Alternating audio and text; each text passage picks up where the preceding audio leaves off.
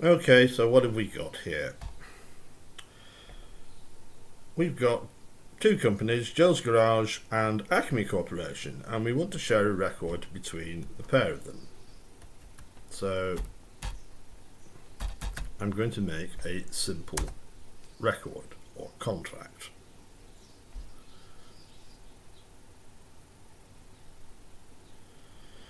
And I want Acme Corporation to play a full role in the development of this contract, so I'll add them at an early stage, like straight away.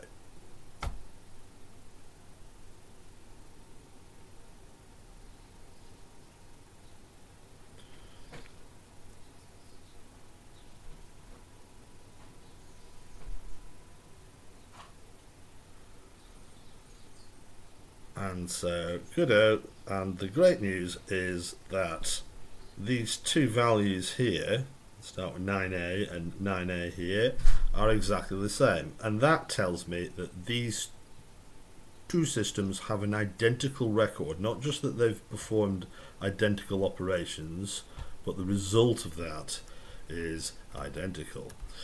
So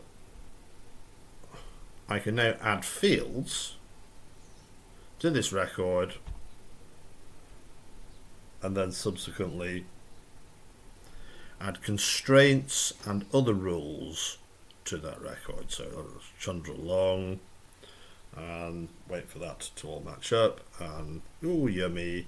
And so this green suitcase is actually telling me, I haven't bothered printing them out, but that I've got 622 blah de blah from the other end, and that's what I've got, and therefore great. So that's supposed to be a padlock saying at this stage we have a consistent record across the network. Okay, so let's expand that and add some constraints. So here we have a record with three input variables, three fields, A, B and C. Now we've got rules applied to each of these.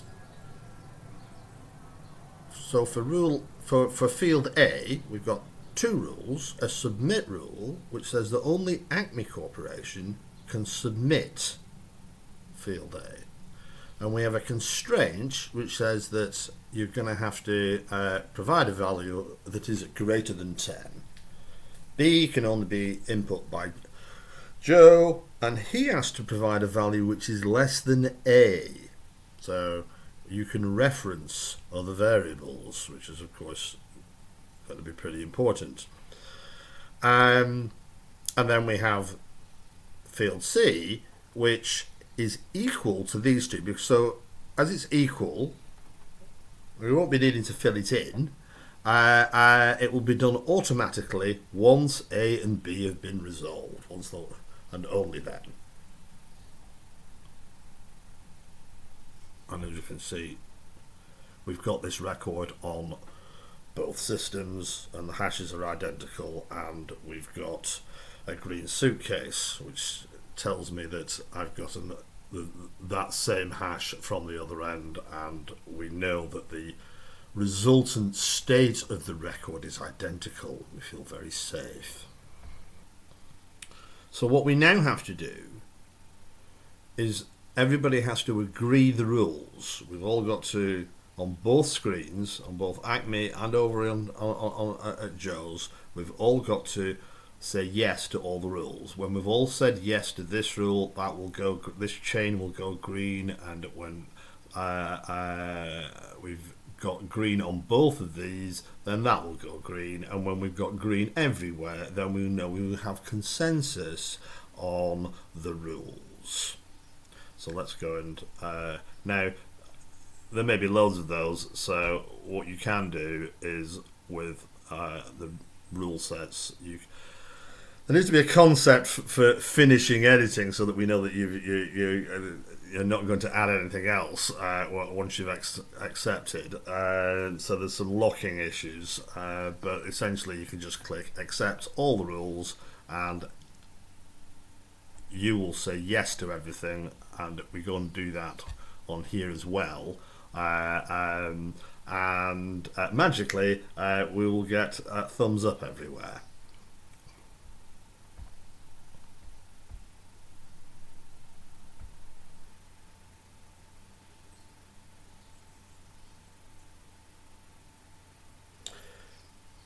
And so here we go. We've now got 2 thumbs and it's all gone green. Same over here.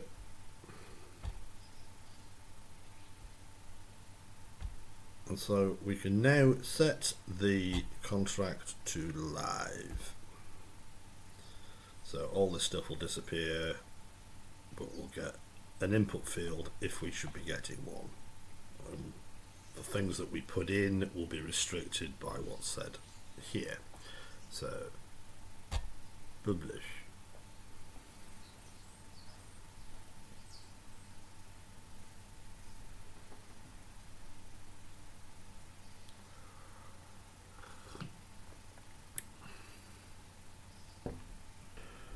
Right, let's look at a slightly larger contract, something a bit more like a contract, which is my order note that then becomes an invoice and then becomes a delivery note. So I've got a purchaser block, and we've set rules on here to say that the only guy who can submit to any of these is Joe.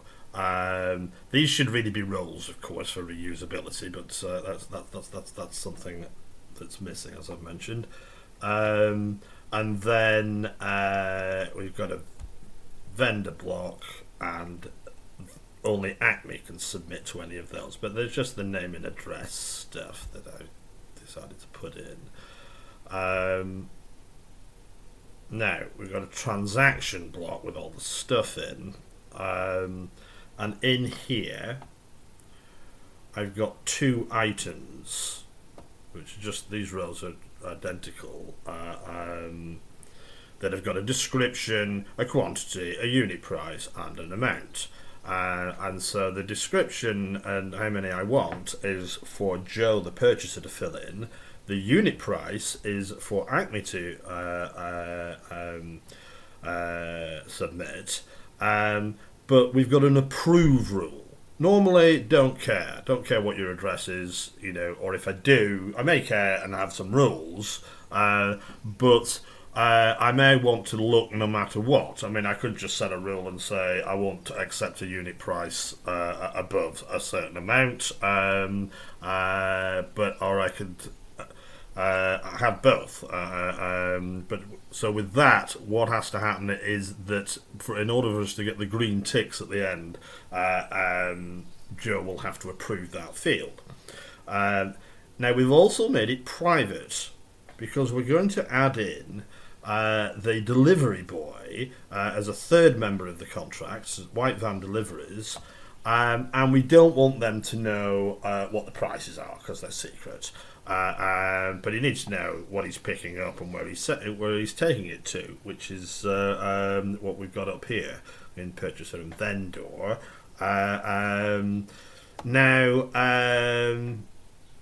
So we've got a second item block, looks just like the first one.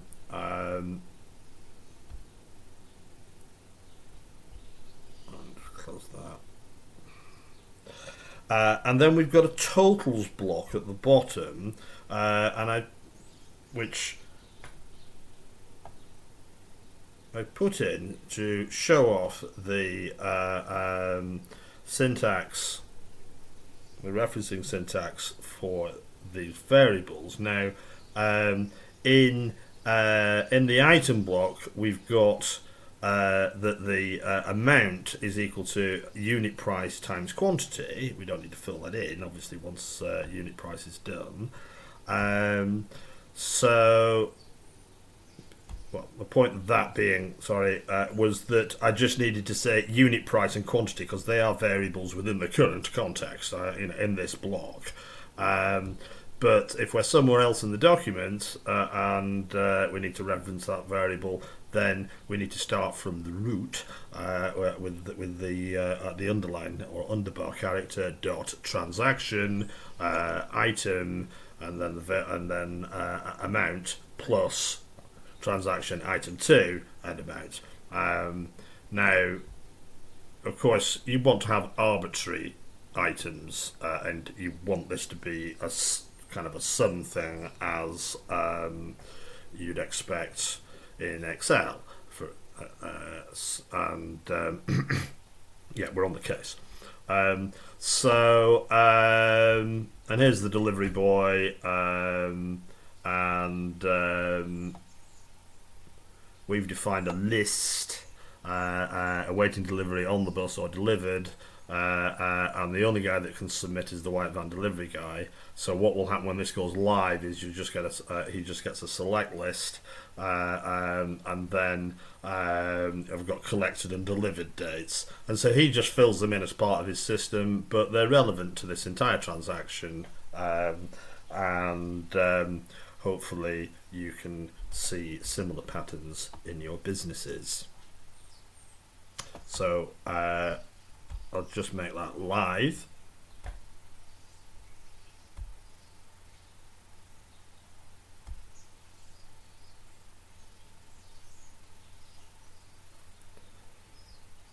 And so this is what it looks like live.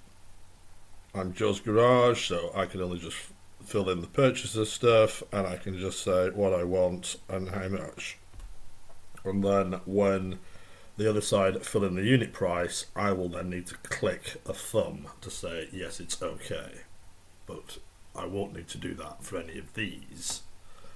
And then when all that's done, the delivery boy will select from his list, and